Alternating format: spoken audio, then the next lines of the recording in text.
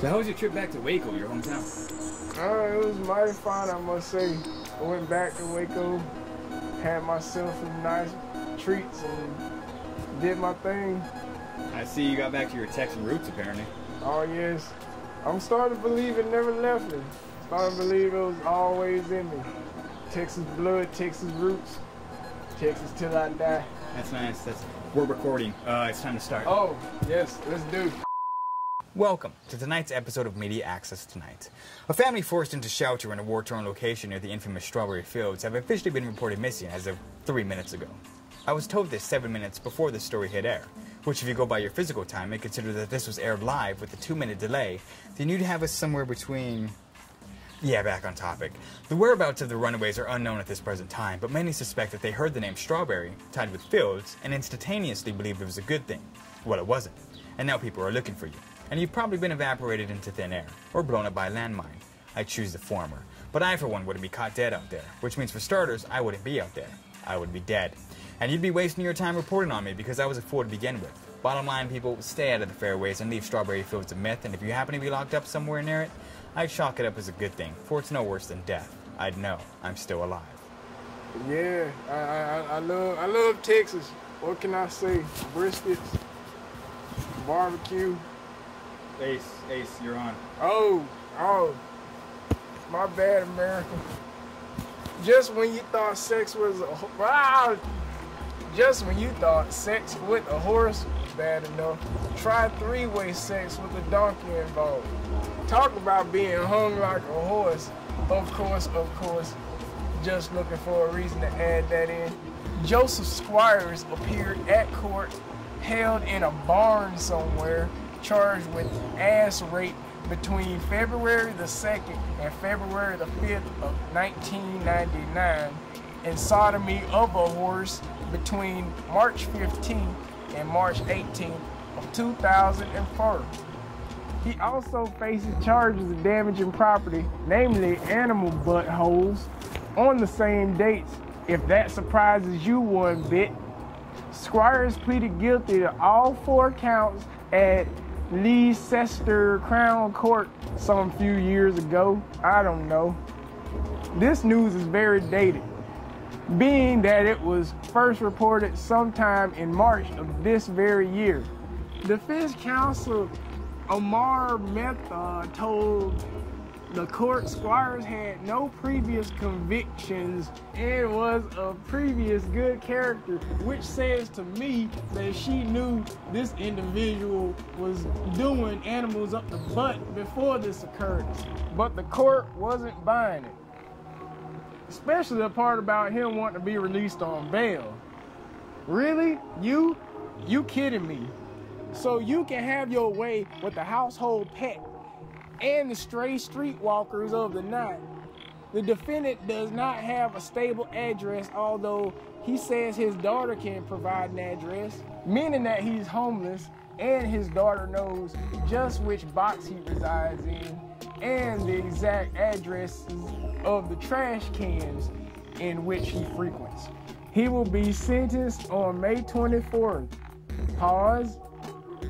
Or he was sentenced. Update. He is now guilty of assault and making an ass from himself. For now, he's the father of a new child. Thanks for that wonderful tidbit of news, Ace. A couple of deadbeaters in Salinas, California, not home of the governor, by the way, face child endangerment charges after police say they tried to sell their 6-month-old typester for $25 outside a Walmart store. A spokesman for Salinas police, as if they needed one, but Officer Lalo Villegas sure did apparently, as he didn't say on Thursday that Patrick Fosek, 38, and Samantha Tomasini, 20, were arrested early Wednesday, hours after Fosek allegedly approached 2 women outside Walmart and asked if they'd like to help him pimp out their tyke, or altogether purchase this thing.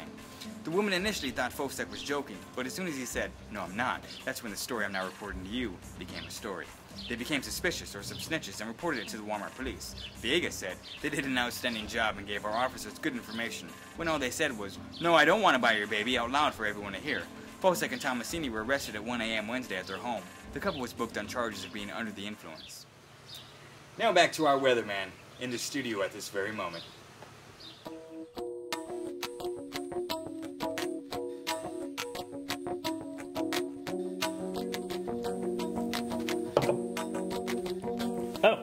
Hello and welcome to Midnight Access Television Weather. My name is John and I'm your weatherman. Philosophy researchers at the Massachusetts Institute of Technology issued a report early yesterday in which they declared that what is commonly referred to as the present does in fact not exist. This claim is substantiated by the fact that no known temporal increment is small or large enough to measure any place in time that occurs between the past and future. According to MIT, these are the only temporal dimensions that in fact do exist. The idea here being that 1 second never really occurs as the present because it could be split down to a half second, a microsecond, a nanosecond. So where's the present kick in? Is it now? Is it now? Or maybe now then? It's all just past turning into future. The upshot of this entire report is that this basically means that your brain functions as a sort of fatalistic mechanism that tries to predict future events based on past sensory input. Decision, choice, and agency are all rendered illusory concepts, and suggest a counterweight to this unfortunately fatalistic truth. There is no real choice, moral responsibility, or apparent significance to any of this. When reached for comment, climatologists at MIT assured us that pending the continuation of the water cycle, there is a 100% chance of rain.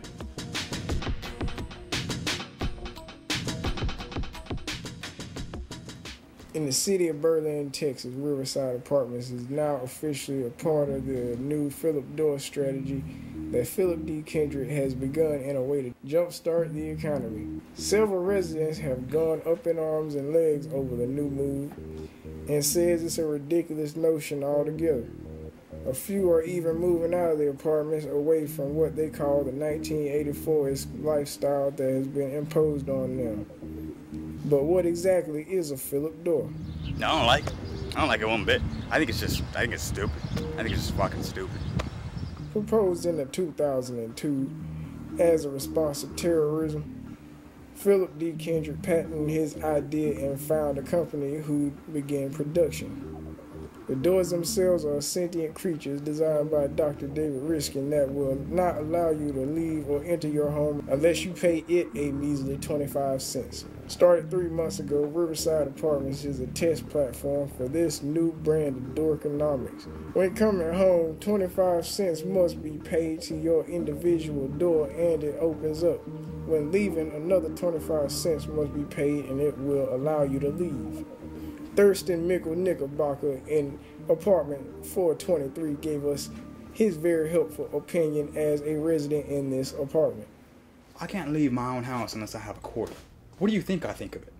Really, I mean honestly, what do you think that I think of it? I don't have a quarter right now. I am starving in my house. I got a little bit of food left. I've read all of these books. I cannot leave unless I have a quarter. I hear other people outside. They're leaving. They have quarters. Why don't you let me borrow a quarter? You came in because you had a quarter. You're going to leave because you have a quarter. Why don't you let me leave with you and then give me a quarter so I can get back in? You're a moron. Is Mr. Knickerbocker right? Is this American fascism on the rise? All for the sake of an extra few cents? Is Big Brother watching you? Are the terrorists winning? And if so, why? And are they using Philip Doors to control their own subordinates? And if so, why? And how can Mr. Mickle Knickerbocker ever get out of his room if he can't find that lost quarter? And no, I couldn't let him have mine. I had to get out to make sure you hear this story. Join us next week when we actually get an interview with a Philip Door named Lisa. This has been Midnight Access Tonight. Thanks for watching.